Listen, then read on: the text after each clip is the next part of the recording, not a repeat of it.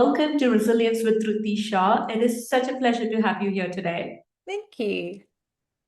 So let's just start with your story, Anji. You help people navigate career pivots, but you are also in the middle of your own pivot right now. Yeah. What is driving this transition? How ironic, right? Right? Yes. Well, aren't we always pivoting and evolving? Otherwise, we're just staying in the same place. But Yeah. only have to look over the last 4 to 5 years. We saw what was happening just after the pandemic with Mhm. the economy really affecting what workplaces look like. So there was a lot Mhm. of displacement of people on the back of that. But that displacement hasn't stopped. It's continued, and it's not economically driven right now. It's actually more about the AI disruption. Companies are not necessarily always replacing people. People are still being replaced through automation, some roles.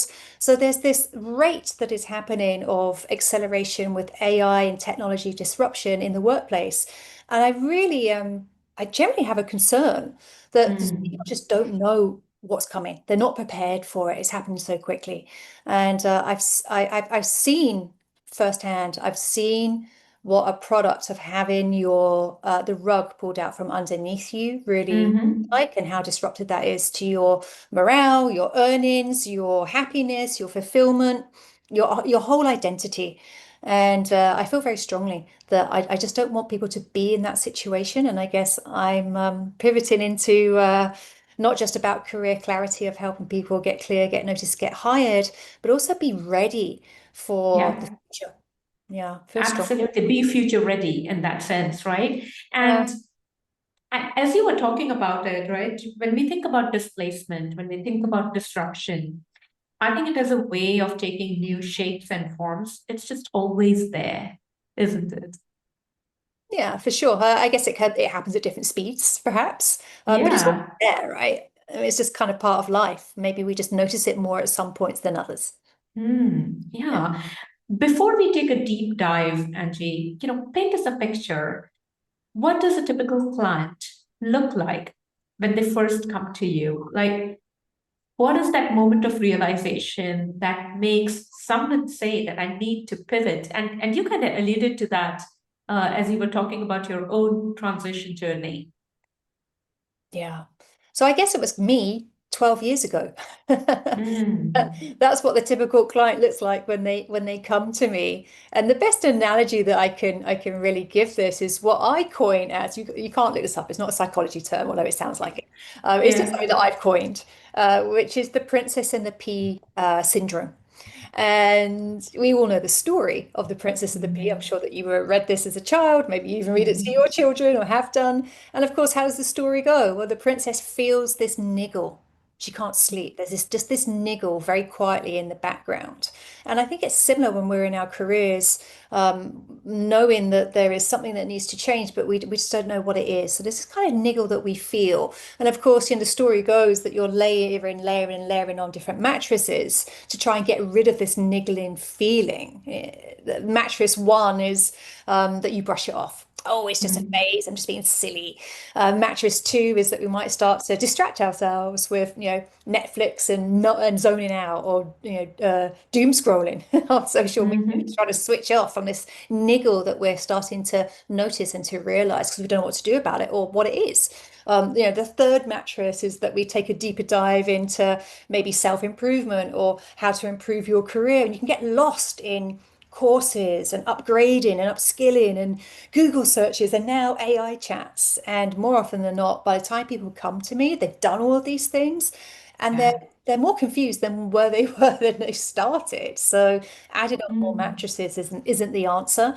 So I guess, what is the tipping point for people when they typically come to me? Well, they recognize that they're just adding on all these different mattresses and they need to deal with the niggle. They've got to deal with the pee.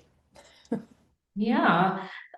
I love that, the example that you shared. I think that's a great analogy. And it's just about sensing that something is not right.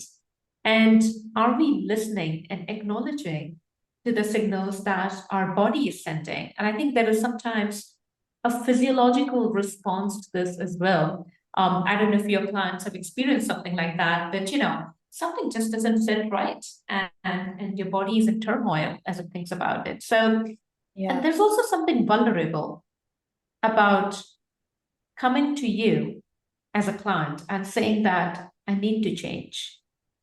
And a lot of times, a lot of us say that maybe I should just stick with what's working.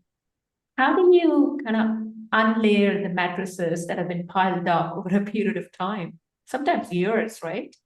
Oh my goodness. Yeah. It's I always ask people this question when they come to me, like, how long have you been thinking about this? How long have you Mm, been aware of this? Because I know from my own experience, it took me 7 years. I was in this like limbo, little bit of a niggle going on, a little bit lost, not really knowing what to do about it. I just had no idea of what else existed outside of what I knew, right?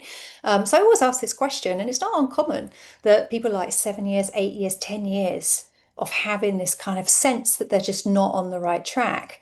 But it feels like such a shift to change, almost impossible yeah. in some ways to some people, that it can be really challenging. And of course, that inner critic, it will flare up. If your inner critic's ever Mm, going to flare up, it's going to be at a time when you're starting to think bigger and to think about being, a bit of a activating some change in your life. So that inner critic's gonna really be flaring up at that stage. And I don't think it's so much like maybe I should stick with what's working, because let's face it, what they're doing right now actually isn't working for them. yeah. Otherwise, they wouldn't have this feeling, right? I think it's Hmm. more about sticking with the status quo. It's better the devil you know. And that saying can, even just thinking that can just really, really just keep us stuck in the very space that we want to get out of. So I think the real key thing here, that really everything has to center around, no matter what we want to do, no matter how big we want to dream, no matter what our ambition is, if we aspire to evolve, if we aspire to do bigger and better things out there in the world, albeit in their career, which of course is the bit that I focus on, we've got to really know what our mission is and what our genius is, what our unique potential is. Because the moment that we really start to understand who we are and what it is that we can really bring, because we Hmm. have uh, our own potential, our own genius that we can actually, bring to this world, then it just makes it so much easier to then start to listen to that. So I think really Yeah. step one is really starting to regulate that inner critic so that you can be in a bit more of a grounded headspace so that you can, something that you mentioned earlier, Dhruti, so you can listen to Mm, this little whisper of how you're being guided and what it is that you really want from, that kind of inner voice, that authentic inner voice. Because it's very yeah. noisy in this world. Really stop and listen and be in a grounded headspace to do that, then we always feel like we're just, going off in the wrong direction. Yeah, and I think the noise is everywhere, isn't it? There is the internal dialogue, there is the external noise, and as you said, the doom scroll. I mean, it's just we're dealing with so much right now in that sense. So, have there been situations, or maybe if you can share an example, if possible, where somebody started pivoting, were in the right direction, and then the inner critic kind of takes over and they make a U-turn. Has anything like that ever surfaced in your journey as a career coach? Yeah, we're dealing with human behavior. And as much Mm. as we would love to think that we can, have a couple of conversations and we discover these good things and we Yeah. get sights on it, and then easy peasy, off we go. But there Mm. is a side of us in our comfort zone that will really feel challenged. There's one thing to think something and to decide to do something, and it's very different to then take action on that. And that's where the challenges come in. And this is why, there has to be a certain amount of embedding that needs to happen, because there's actually, do you know what's really happening here, Druti, is that there's a little bit of an identity shift that has to happen. Think about it. If you ever change anything significantly in your life, there's always a little bit of a transition, an identity change and shift that has to happen with that. Maybe when you become a parent, maybe when you get married, and of course when you are switching careers, it's no different. It's the same principles underneath it. And I think what's really important is that we just keep anchoring and focusing on, well, what is authentic to you? What is your zone of genius? And if we're aligning things congruently in accordance to that, it will always be true for you. Yeah. The Yeah. rest of it is really just about courage. The rest of it is just a little bit of a bumpy ride that goes along the way. But we just need to keep bringing it back when people have self-doubt, because it's going to happen. It's almost like, let's just have a given. Let's just say it's a Yes. given. There's going to be Yeah. turbulence on the journey. Yeah. Hmm. But these are opportunities to recognize how you get in your own way. These are opportunities for you to recognize where the growth areas are. These are opportunities for you to just take action, despite feeling a little bit scared, a little bit Hmm. fearful, and maybe even a little bit anxious, and do it anyway, because then you can activate the courage that we all have. And then, of course, you can achieve ultimately what it is that you're going for. So yeah, all at some point of the journey there might be, I call it a wobble. At Yeah. the journey, there's probably going to be a wobble, but it's Mhm. okay because that is just telling us that you're bumping up against your comfort zone and it's a sign of Yeah. growth. So I love that Yeah. when it happens. They don't That like is so true. That it. is so true because everything, it's like, when you're working out and you pick up a dumbbell, which is way beyond what you're used to, it's going to Yeah. feel uncomfortable. Exactly. Mhm. You might even think, Yeah. why am I, maybe I'll just drop it down, a couple of kgs. You start to Hmm. compromise with yourself, right? And Yeah. that's really telling of how you speak to yourself, how you actually think and what you believe is possible. So, how we Mhm. show up in one place is how we show up in every scenario. It's the same behavior playing out. So for me as a coach, I love those scenarios because it's such a great learning opportunity for people to evolve and to grow, which is ultimately why they're even in front of me in the first place, because they have a desire to Yeah. do that.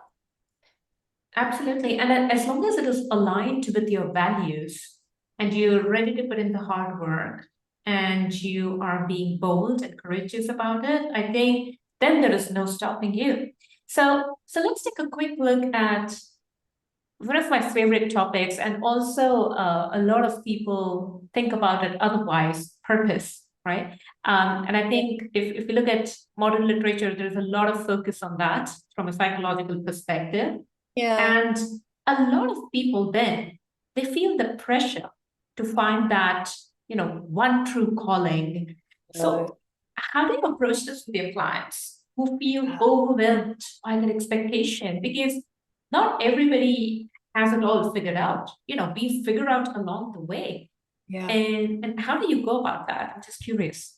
Yeah. Yeah. And you're right. The pressure Ah, that can come with that. When we think about, oh, I want to know what my purpose is, it can feel so big. And like you mm, say, overwhelmingly big.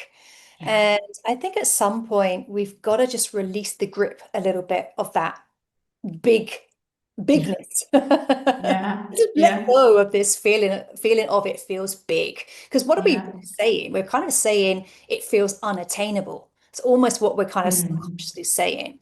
And rather than focusing on whether it feels big, whether it feels small, and it's not about the scale. It really comes down to three things. If you understand who you uniquely are, so you understand your mm, genius. So for mm, me, my zone of genius is very much about helping people stay calm. People say that I have a calming influence on them. It's always been the case. So that's part of my genius. mhm. It's part of what I Yeah. bring as a coach.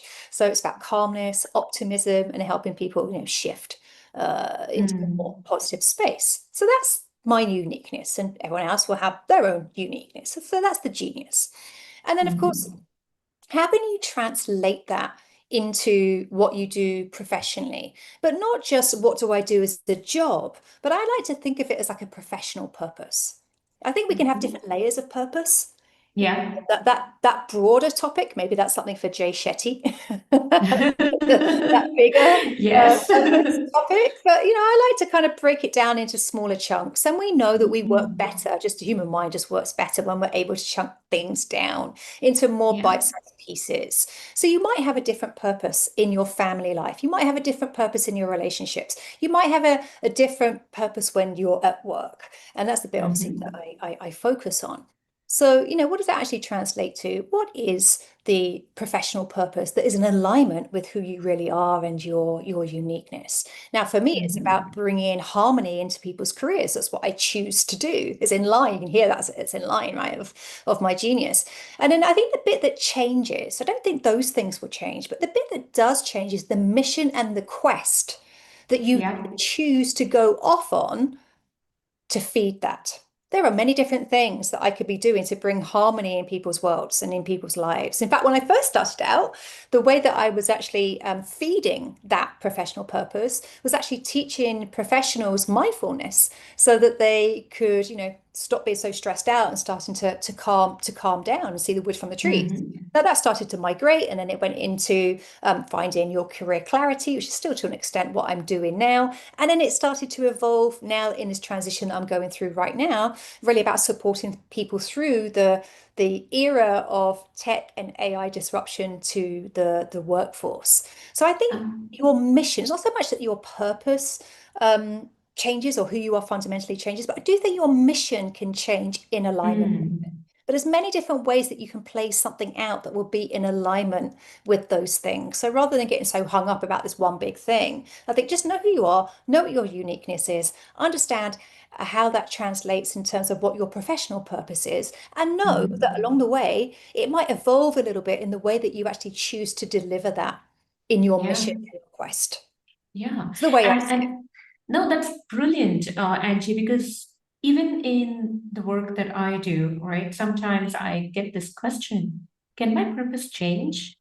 Oh, yeah, absolutely. I think what is uh, one of the things that wouldn't change is maybe your value system, right? Your values don't change over a period of time, but your purpose can very well change, and that's all right. I think you're absolutely right. One is this whole the bigness of it. Oh my God, it's bigger than me. It's so huge. I don't know if I can ever do it. That. And the second is the sense of permanence. That we attach to it, and we feel like we're lacking focus if we have to change our purpose. Well, guess what? You are on your own journey, and that's all right. If you gotta change it, you gotta change it, isn't it? Yeah, exactly. I always say to people, no one's standing there with a scoreboard. Yeah, exactly. Like, only you are. She's now she's now doing this. That is so true. So I think, yeah, get rid of the pressure that you put on yourself, right? Yeah, and it is on ourselves that we put it, It, right? it, exactly. So true. So have you ever had a client whose sense of purpose completely shifted during your work together? Yeah, most people come in and they have no idea what their purpose is. They have no idea who they are, and that's exactly what it strips. It boils down to.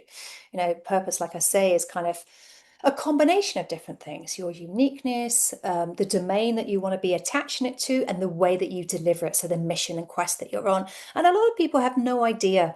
It feels like a very a big question for them, and it's difficult to Mm. answer it yourself. It's difficult to ask AI if you don't know what it is that you're Yeah. looking for, right?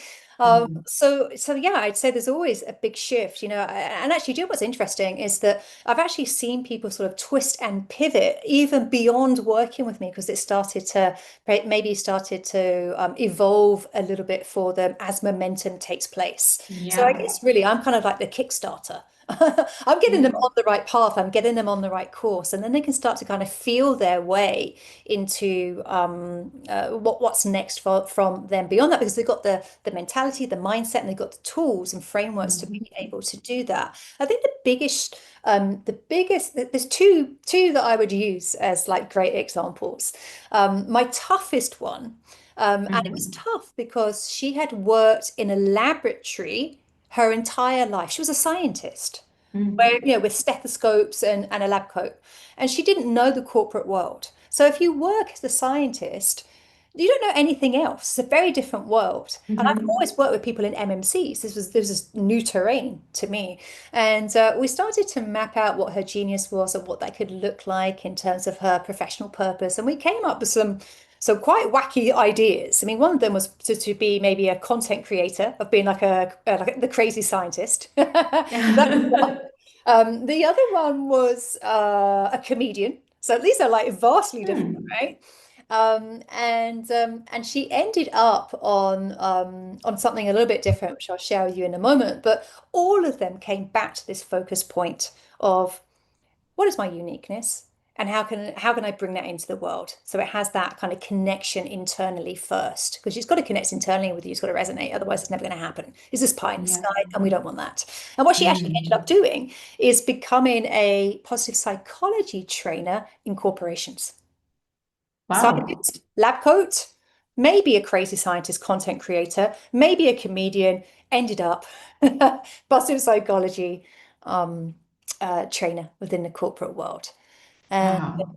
the other example, which I think is great, just kind of to listen to these. So I think people are generally curious because we're curious Mm. about what it could be for us. And I think sometimes Hmm. when we hear about other people's journeys, then it's kind of like, oh, well, maybe something like that is possible for me as well. Like I say, I'm a little bit of like the Kickstarter at the beginning of the process.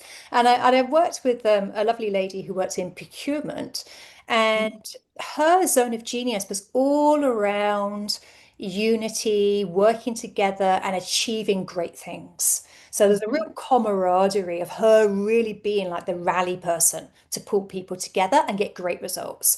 And she actually became a football coach. So she went from procurement in technology as a voluntary redundancy. Then she went to be a football coach, and they won awards. Wow. Like she took them to championships, and they won awards, they won medals for it. And now she's a management consultant, like Wow. working in the gig economy. But they sound different, but they all have a common thread. They're all about doing great work by pulling people together. Yeah. Yeah, that is fascinating. Thank you for sharing that, Angie. I think I'm having some reflections right now as I hear it, and I'm sure you've had your own moments of reflection as you're working with your clients as well. Hmm. But during one of our conversations, you also mentioned that when we think about folks who are either first-time managers or who are new in the leadership journey, there often comes a tipping point in terms of stress. Yeah. We see that a lot of people they take stress, they make it work for them, and they just propel forward. And there are some who take stress, and that stress literally drags them down. Yeah. Oh, how does this show up typically in the work that you do as well? Yeah, it's so funny because all of us want to perform at a high standard. Mm, We want that. And we want things to feel like there's some ease and flow to it as well. yeah. But of course, when you're starting to get into leadership roles, now you have joined the elite club. Yeah. Yeah. It's like going from just kicking a football around for fun with your mates Mm, after work to suddenly joining like an academy of one of the main football clubs, of Man United or something. mhm, No, mhm. no one throw anything at the screen right now if you're not a Man U fan. I'm not sharing anything. I don't support any team. Just an example. That's the first one I thought of. And suddenly you've now joined the elite club. And there's going to naturally be some pressure that comes in Mm, there. And I think the one thing that kind of cuts away the people that can really thrive in that environment, which is kind of what you're asking here, mm, is not the fact that they don't feel pressure. Yes, they do. Now, I work with mm. managing partners of law firms, some of the top consultancies. They feel the pressure. Don't get me Yeah. wrong. There is imposter syndrome, there is pressure, there's all kind of things going on because the scale and magnitude of what they're responsible for and the level of expectation of them is very high because now you are the elite of the elite.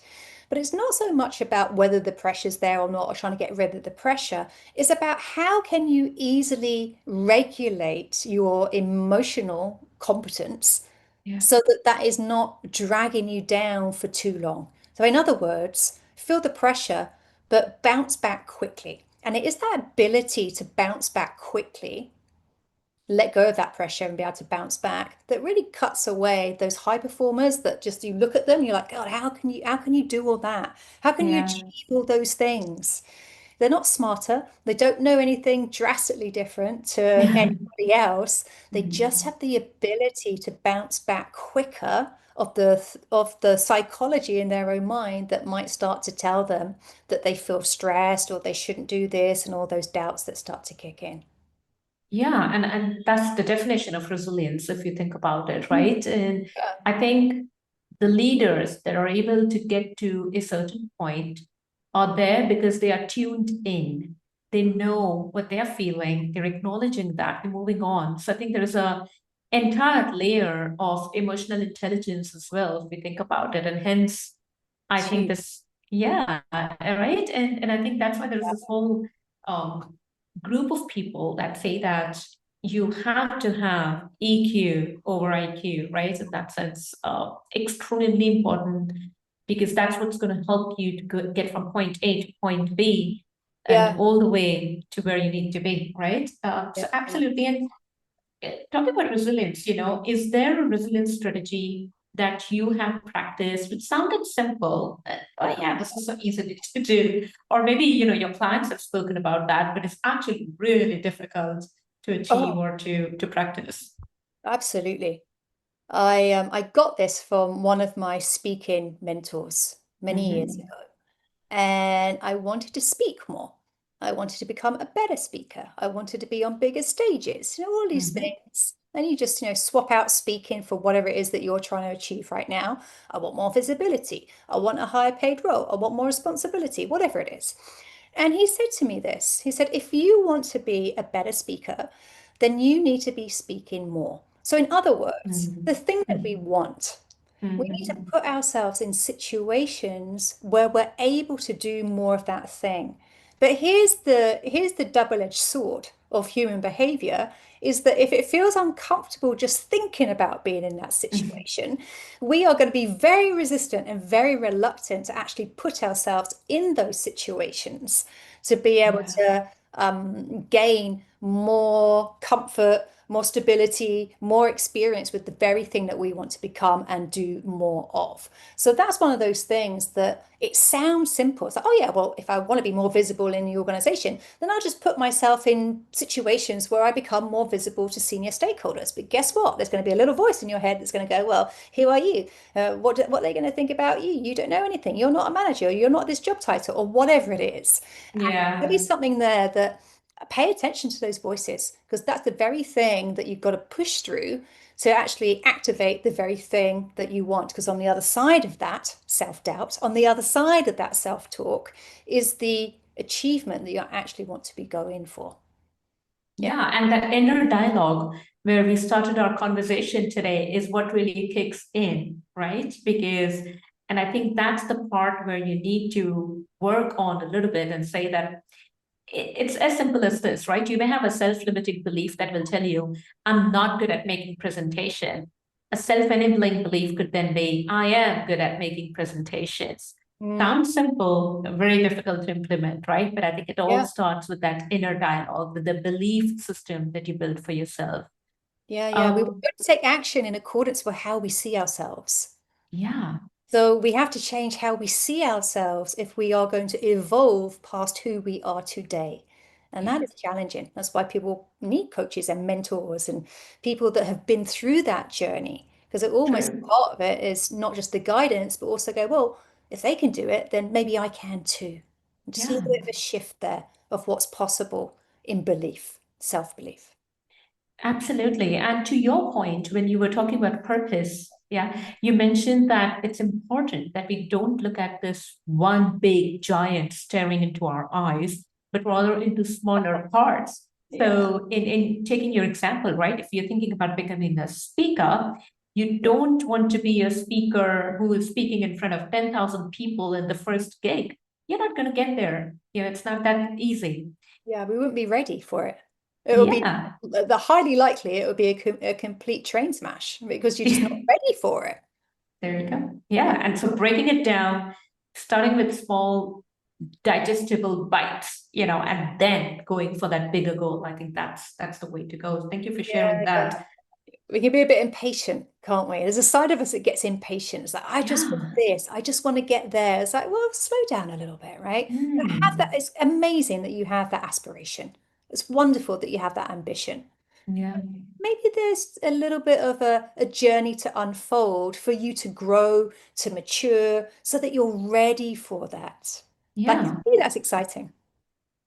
Absolutely. Absolutely. So if there is, one advice, or let's think about it in terms of investments, what are the best investments that someone can make in their future resilience, to build the resilience both personally and professionally?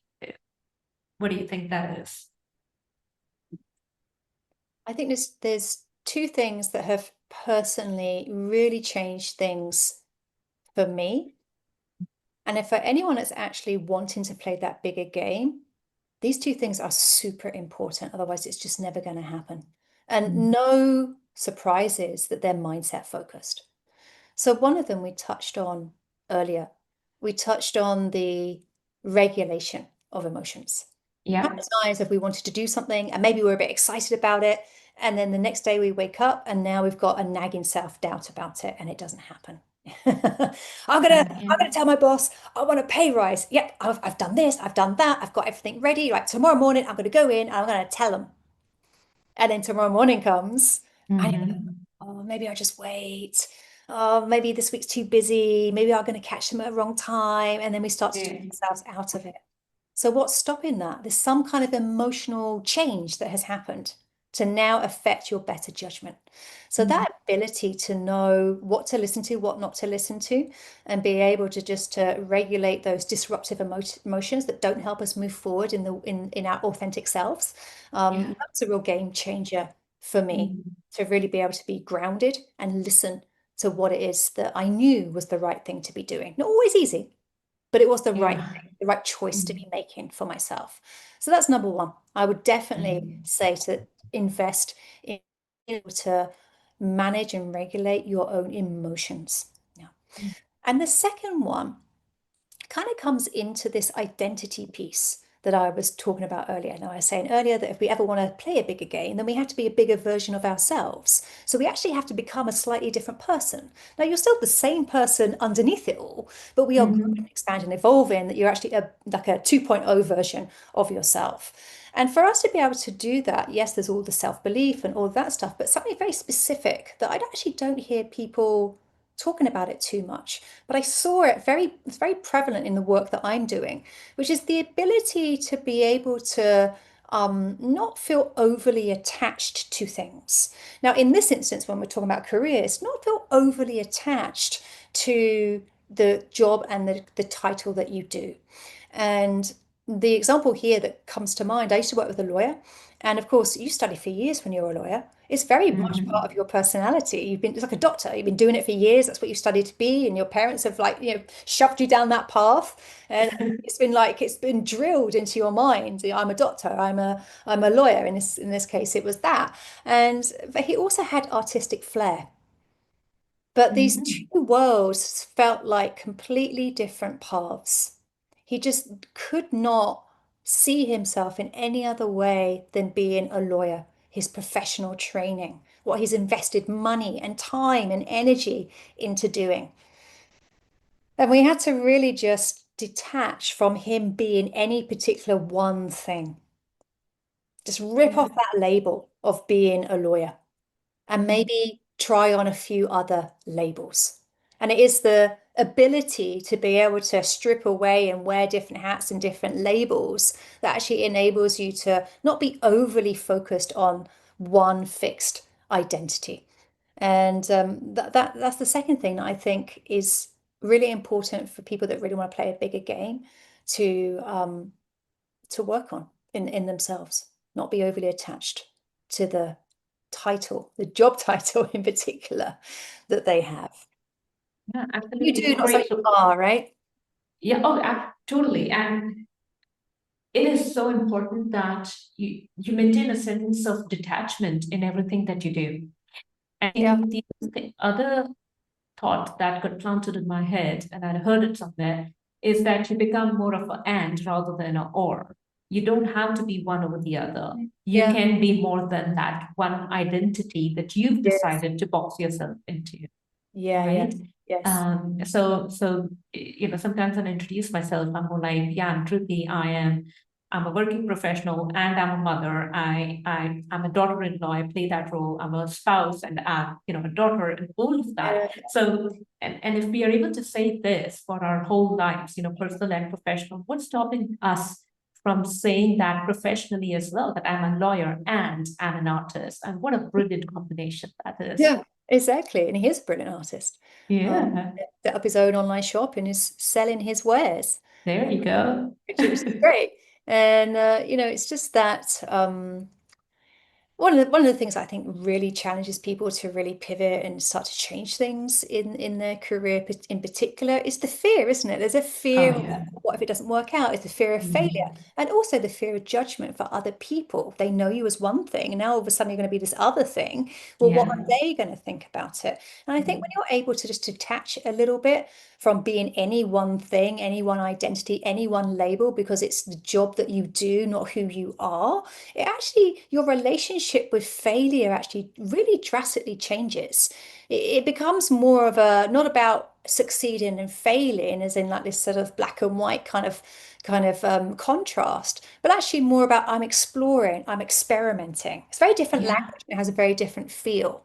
And just think about Mm, how much more encouraging it would be for people to maybe start to dip their toe in a different pond, uh, yeah. for to take their career in a slightly different direction, if they felt that it was more about just testing the water, experimenting, exploring, rather than, well, if this doesn't work, I failed. Mm. Very different. Absolutely. And Angie, it's been great speaking to you. I mean, right from, pivoting to talking about your purpose to stress, burnout, right? So we talked about that. And love the points that you made around emotional regulation. So having that kind of agility and, serving yourself a story that works for you rather than deters you from moving forward. I think it's been a masterclass in resilience in itself. So Bless you. thank you, Angie. It's been an absolute pleasure. And I hope to have you again on the podcast sometime soon. Thank you. Thanks, Druti. Thanks.